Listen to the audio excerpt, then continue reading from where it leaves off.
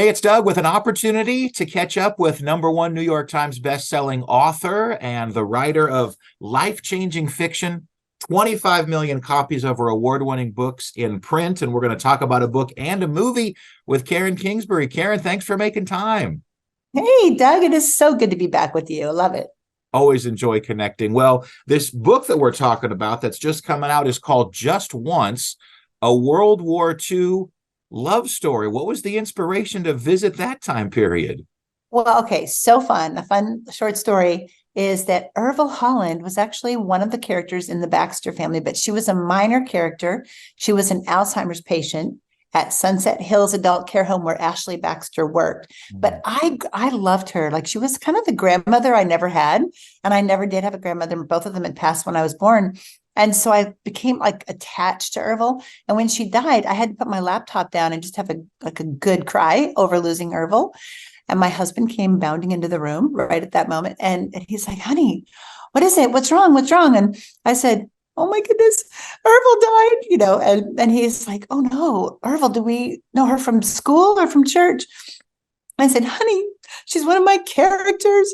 And so, he's like, well, no, I don't feel sorry for you because you killed her. This is one of those moments of living with a crazy person who has stories in their head. And he's like, just bring her back, just delete it. And I said, no, she died of natural causes. But then I got to thinking I could bring her back. I could tell her World War II love story and come to find out, Doug, you won't believe, but that she was a spy in World War II. This caught me by surprise. And so I began to research like crazy. And next thing you know, I had this adventurous, like edge of your seat World War II love story.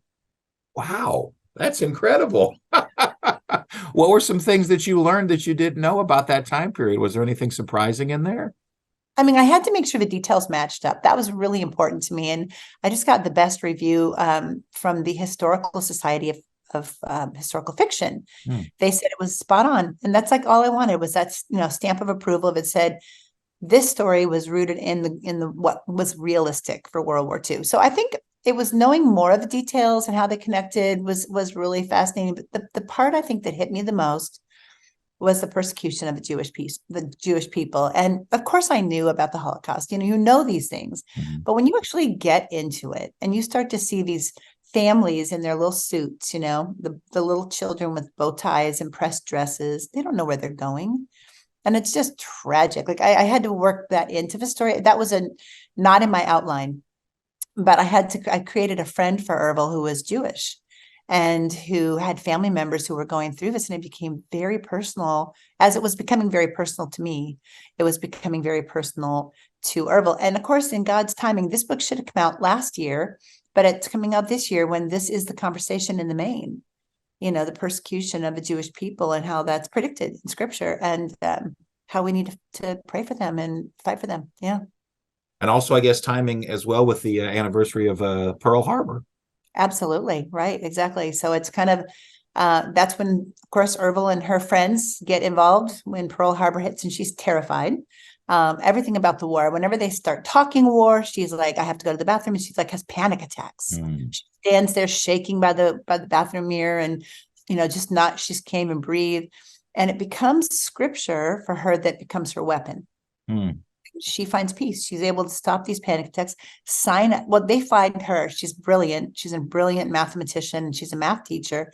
She aces all their tests. They're like, we need you to be a code breaker. Like you need to be a spy and you can't tell anybody. And she finds the courage to do that by, an arsenal of scripture. What do you think the conversations that you could envision people having after they've read the book? A couple of people in the family are reading it together, and they're like, "What do you think they're talking about afterwards?"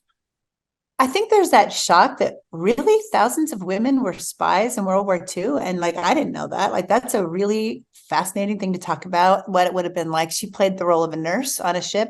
She would code break during the day, and then in the evening she would step off onto this like war-torn island where she would have rite of passage as a nurse, and she would bring secrets to generals and people behind the enemy lines. So she was definitely, I didn't know that whole thing existed. And so I think those conversations, and then I also think the greater conversation, which is that war is as old as time. And, it's the part of the growing pains that we'll have, and also the birth pains of of what's next for us. So I think there's some deep conversations that will come out of Just Once. When you go to KarenKingsbury.com, you can see a little trailer for the movie. And if I'm understanding correctly, is there kind of like an Alzheimer-esque message in there? I mean, there's something about being able to share the story before it's forgotten. Yeah, that's the kind of beautiful part, because if you know Ervil from before, you know she ends up having Alzheimer's, and she's spends her days, she's very genteel. You would never have known she was a spy, but she spends them in the front room of this home where she lives. She has her peppermint tea, and she waits longingly. She's looking out the window, waiting for Hank to come home from fishing. And Hank's been in heaven for 7 years, so this is where we meet Ervil. So in this book, it starts with her diagnosis. And the doctor is telling them, look, it's going to go fast. This is the situation. And he said, just keep in mind the last color is red. And that's like the last color that an Alzheimer's person, before their memory is entirely gone, they remember red. And so Hank, of course, out of love, he frames all of their best pictures in red on the walls, and gets a camera and says, let's record it. We got to tell the story, so that just once we get it down, we have it here for all time. And let's just tell the story one more time. Beautiful. There's just something about all the characters that you create, because they are real. I guess that's just the special skill God's given you, is to have this realization that you would be so emotionally moved by your own characters. That just helps us to connect with them even more as real individuals. It's true. I feel like this is how I feel. God puts a movie in my head, and then I just get to be the first reader. Like, I'm downloading it as fast as I can. And then I'll meet someone at an event or whatever, in a line or something. And they'll say, oh, that story, that saved my marriage or changed my life or took me out of depression or whatever it would be. And, thank you. And it's like, well, it isn't me. God literally gave me the story for you.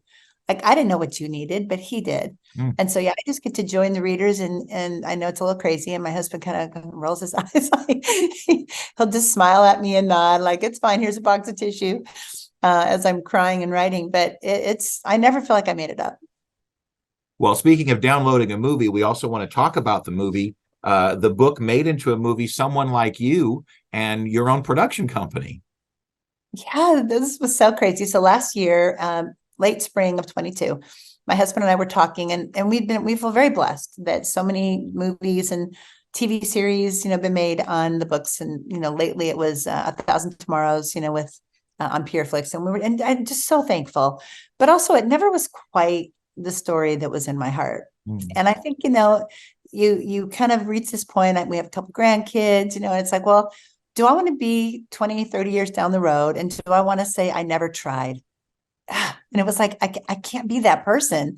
So my husband took my shoulders. He looked at my eyes, like deep in my eyes. He said, if we have to sell everything, we're going to do this. Let's make a movie. Like, there's nothing in the coffin when you go. You may as well.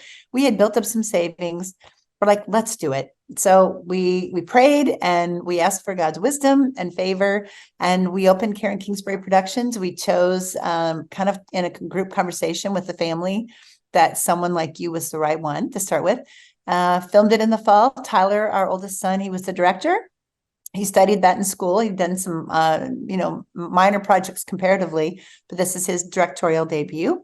And just this last week, we released the trailer. It was an exclusive on People magazine, and it's blowing up like on TikTok, which I've been on TikTok for 5 days, Doug. Never really wanted to go on TikTok, but that's where there's a lot of people who would love a story like this, a story of a love story with redemption and loss and healing and forgiveness. And so the trailer is well over 1 million views on TikTok. I don't know. People are really resonating with it. And of course, it has Lauren Daigle's song, Thank God I Do. So everyone needs to take a look at the trailer. It's so beautiful. We release in theaters everywhere April 2nd.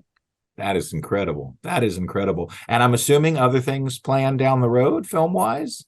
Absolutely.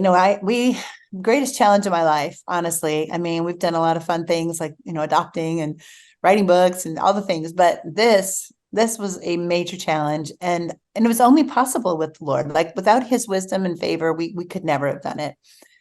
So now that we're toward the home, the home stretch here in marketing and whatnot, now we're talking about the next one, and in a perfect world, summer of 24, we'll start that.